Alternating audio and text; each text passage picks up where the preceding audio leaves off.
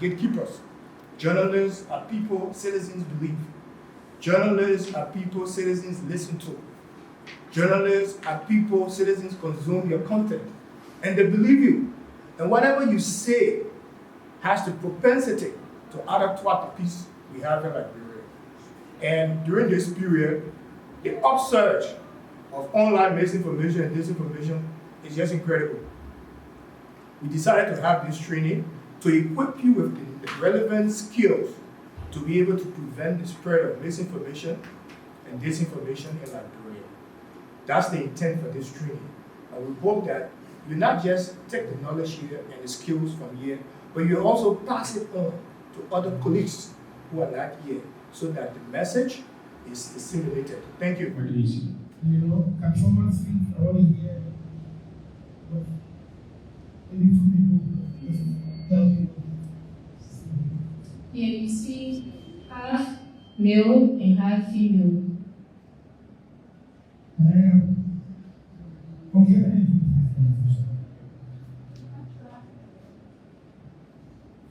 Do you see an old? Who sees an old? What I'm seeing, The young woman in this picture. yes, and for my understanding, I'm seeing a female, the side of her ear, having a choke necklace with her hair, and almost like her clothes is covered up to her hair, but the side of her ear, you can see on the side. So another key target for this information was the institutions. So that's why we call this contextual issue our famous 5 I's. The institutions. Now talking about the democratic process, what are those key institutions that are likely to be in the eye of the storm? Of course, the Electoral Commission is one of those institutions. Also, sound information and exactly what we want to hear that journalists are being trained about. This is something that we remind our team of. This is something that we remind different embassy employees of, how to stay informed, how to fact check, how to question, have a good curiosity about the news that you're consuming. Do not allow your manager to assign you where you didn't register because you will not vote. Supreme Court in our ruling said that should be do addendum listing. Before we had addendum listing where you're working and you probably cannot go back to read the name.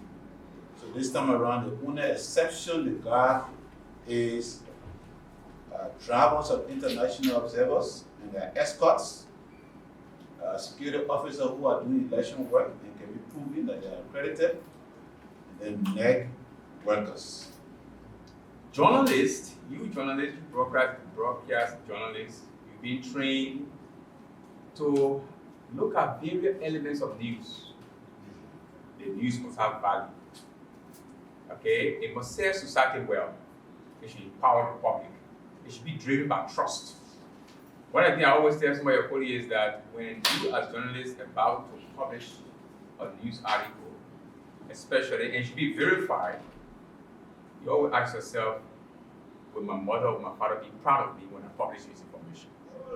Firstly, I want to thank the campaigners against misinformation and disinformation for organizing this training on preventing misinformation in the elections. I learned a lot during the training.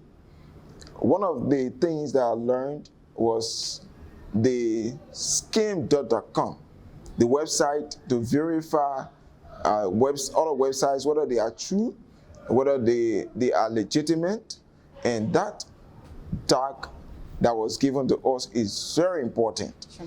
So I would like to say this to our fellow journalists, that before you put out an information to the public on the radio or in a newspaper, I would like that we verify our information. We should fact check where this information comes from before we tell it to the public, because whatever information we give to the public, it is either going to benefit the public or it is going to cause chaos to the country. I want to be grateful to the Almighty God and highly appreciate our executive director, Mr.